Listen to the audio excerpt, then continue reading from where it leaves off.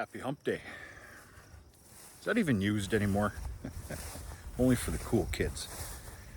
Happy Wednesday, 28th of June. It's about 11 a.m. This has, I gotta be honest with you, this has been looking good since I planted it. But you want to talk about an explosion since our rain. We sure as hell didn't get the rain that we were proposed to get, but what we got was a miracle for us here. For a lot of people. And a lot of different sectors too. This is that new seeding alfalfa with a light dosing of peas and oats. I keep saying that because I put the peas and oats in at 60 pounds of the acre. To be honest with you, what I took out of the grain drill, it was probably a little less than that. I know it was. This is just littered with new alfalfa. The peas have absolutely exploded with the moisture. Timeline on this, I don't know. We're gonna let this go, not for too long, and see where we're at. Very obviously, this is going to get cut and round baled, high moisture, and you want to talk about some feed. Now, of course, the sole goal here is, of course, premium prime 100% alfalfa. But of course, when I take that first cutting off of here with the peas and oats, and I mean, just look at that alfalfa. Oh, this is going to be some feed that these cows are going to run a person over for. A fair amount of it too. This is 18.5 acres. If you keep up with the channel, you know exactly where we are. Farm's right here. It's been corn, sorghum, so on and so forth for many years. It was time to do something with it. I did a deep tilling, whether you agree with that or not, and this is going to be a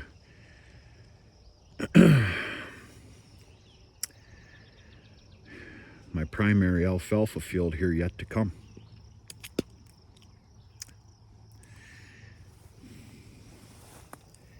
Yeah, this has leaps and bounds since that rain.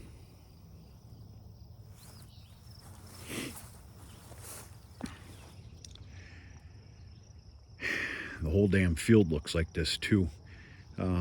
We're in a lower spot where moisture is kept, so this is going to be a real good area.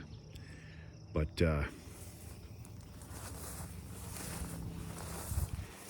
yeah, this is going to be fantastic.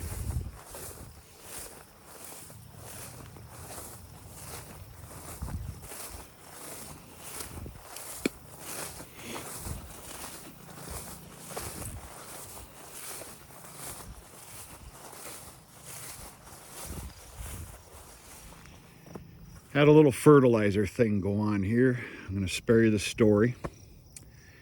That's what that's all about.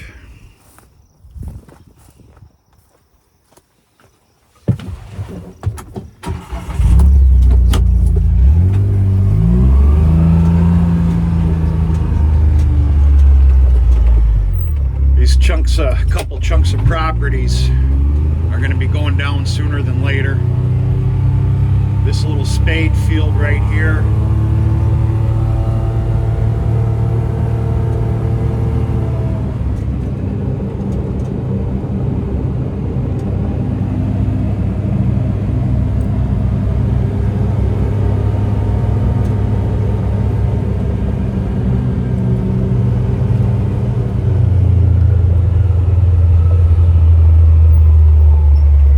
Then this guy. Both are not very good damn quality, I'll tell you that right now, but due to circumstances and the weather we've had, there's a crop there. Right now that's going to be the positive. We're going to call it some good February hay.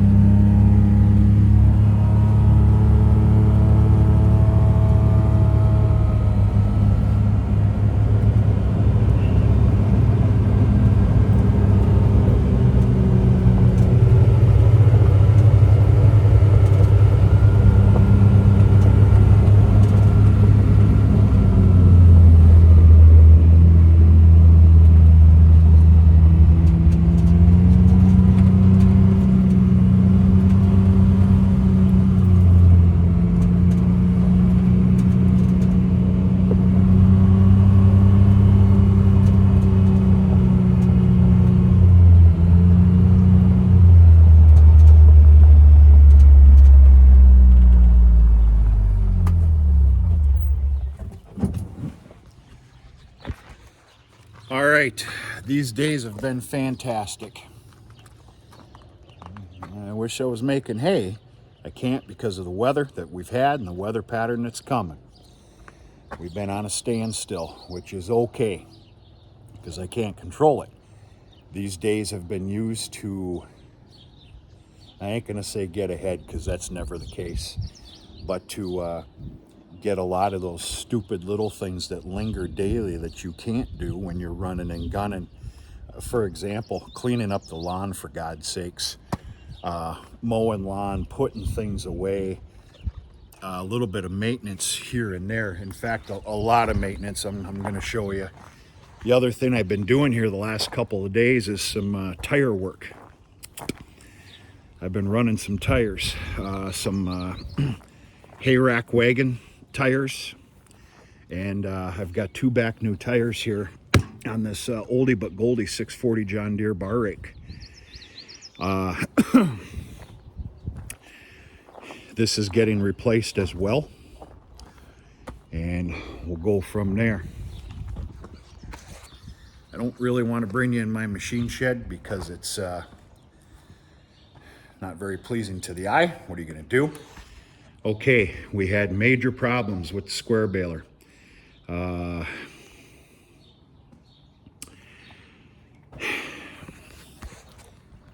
happened Wednesday evening.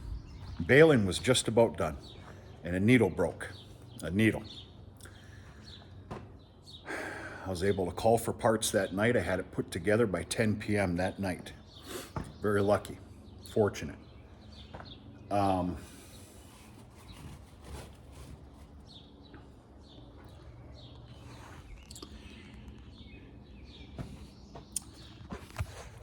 So,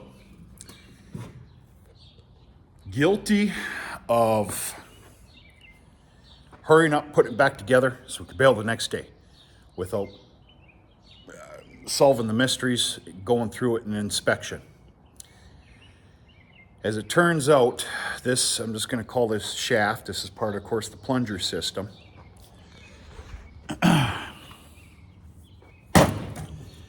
This fancy little bolt that also holds in this cotter pin here, that of course goes through the shaft, broke, which enabled that shaft to just move over. Moved over about an inch, inch and a half or better. Long story short, the next day came, started baling, got 47 bales done, and kapluk, same thing again, to include more damage. So it's been taken apart.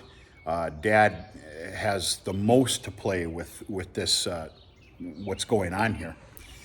And John Deere was here the other day. We put together a parts list. A lot of replacements are happening. Almost everything you see here, not the shaft, but this, I'm going to call this the plunger bar. This is completely getting renewed because it is, a lot of bales gone through this thing, folks. A lot of bales.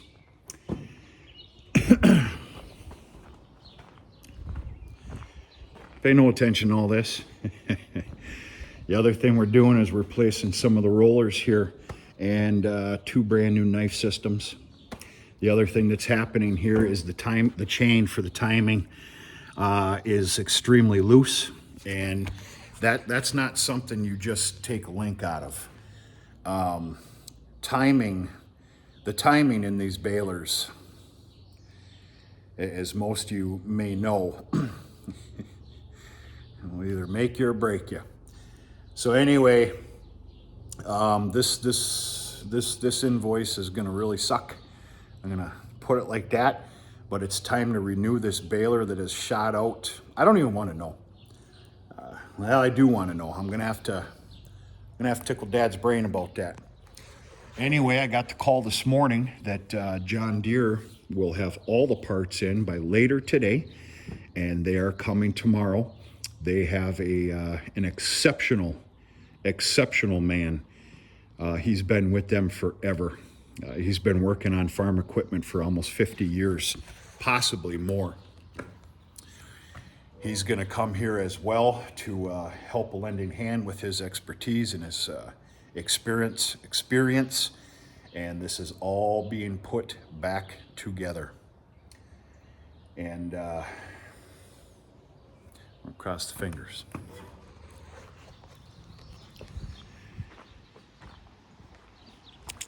Tonight is family night. I have in thousands and thousands of pounds of beef products. I am missing some stuff. Doesn't matter. Anyway, my big, I'm going to call it my big general sales, let's just say open to the public, is going to happen on Thursday and Friday.